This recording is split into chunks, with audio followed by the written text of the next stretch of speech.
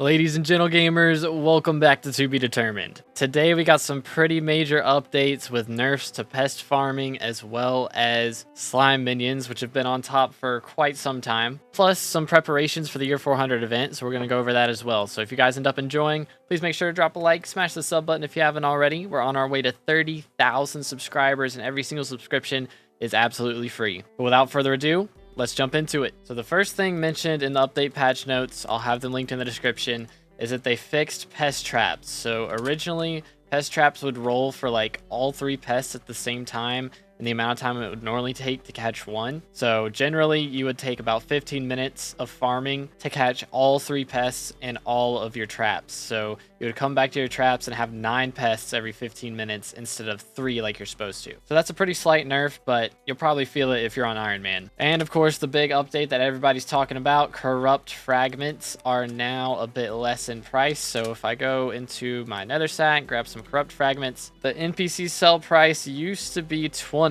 And after today's update, it's now 1. So a stack of corrupt fragments is now 64 coins instead of 1,280 like it used to be. So for all the minion strats that required you to have a corrupt soil, this is a pretty major nerf to that. I believe somebody did the math on the forums and it's like 38% of a nerf to slime minions specifically. And the admins kind of explained their reason for doing this. Before this update, minion hoppers were responsible for 53% of all the coins made within SkyBlock. Basically, the reason booster cookies are so expensive is because slime minions are so good. So in the long run, this should stop cookies from being so expensive. I'm sure we'll still have a pretty solid amount of inflation going on, but this nerf should stop that by quite a bit. So a lot of people are asking, what do I use now that my slime minions are kind of trash? And probably what a lot of people are already switching over to, the sheep minion. So apparently I've been doing this wrong this whole time, and you don't want a corrupted soil in here. You actually want to get your hands on a super compactor 3000 and put this in your minions instead. So that way you can have the super compactor and a Berberus fuel injector,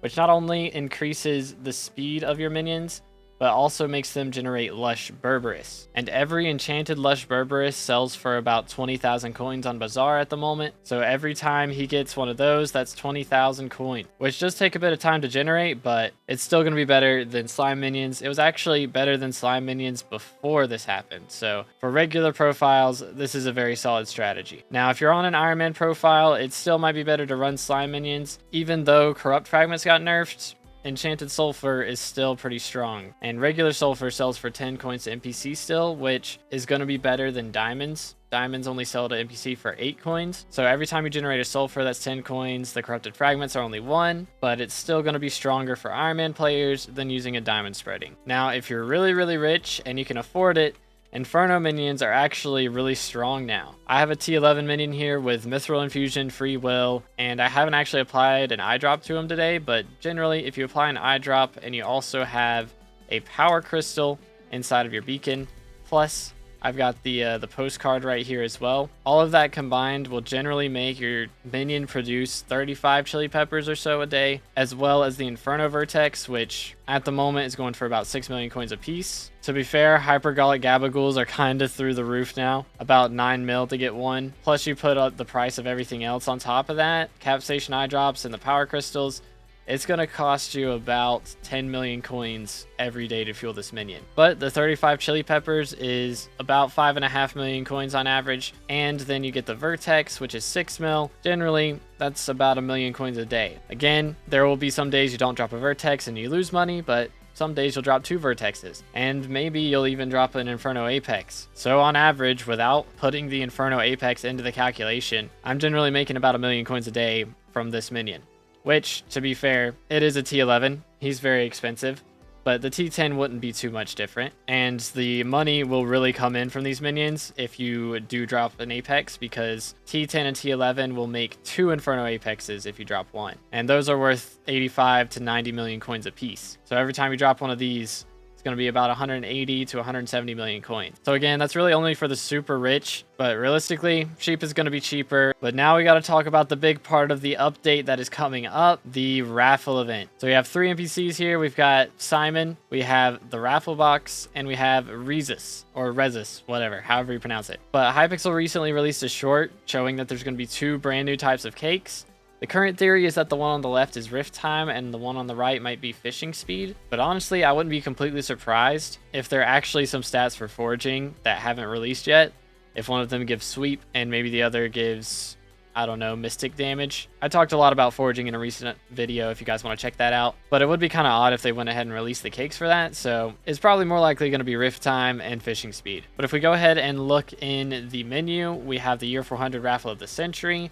That will start around the beginning of year 400. And if you look in your calendar section, you can now see Raffle of the Century starts in 3 days and 10 hours from when I'm recording this. So it's not very far away. And right after this happens, I believe Jerry's getting elected. So once the Raffle of the Century is over, we will have Jerry mayor. So we're getting kind of back-to-back events with that. But basically what all these guys say is, come talk to me when the event starts. So we don't really know exactly how it's going to work. The admins did say in a recent forum post that they're going to do it different to last year. Last year, you just had to be online. So as long as you were playing the game or even AFK, you could get raffle tickets. This year, they said they're going to be doing some kinds of daily quests and things like that to get raffle tickets. So you actually have to play the game, but you don't have to be online 24/7. But we can already see what some of the different things that they add are going to be. If we look in here, they added the small brain enchant to Bazaar, which grants negative intelligence and extra true defense. So it might be decent for Blade Slayer, I guess. But last year we did also have all these items, the cake counter,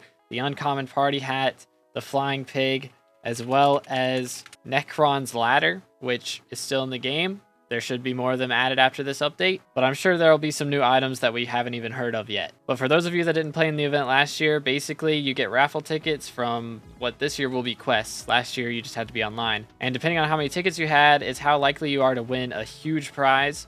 Last year they gave away giant swords, claymores, Devon's alloys, Necron's handles, some really huge billion-plus coin items right there. And this year, they're going to be doing a very similar thing, giving away those same items as well as, I've heard, the Shattered Locket. And hopefully, they'll be taking the Giant Sword and some of those other lower-priced items out of the loot pool. Last year, they did also have the pure yellow die in the loot pool as well as the pure blue die, so I'm sure those will be back this year as well. But once the update comes out, I'll make a big video on how to do all the quests and whatever else you need to do with it. Because they did leak another part of it, the wet paint simulator or the paint drying simulator. So that's a thing that's getting added.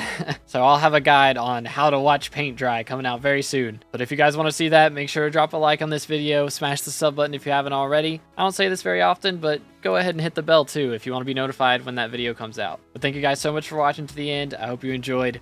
Catch you in the next one. God bless.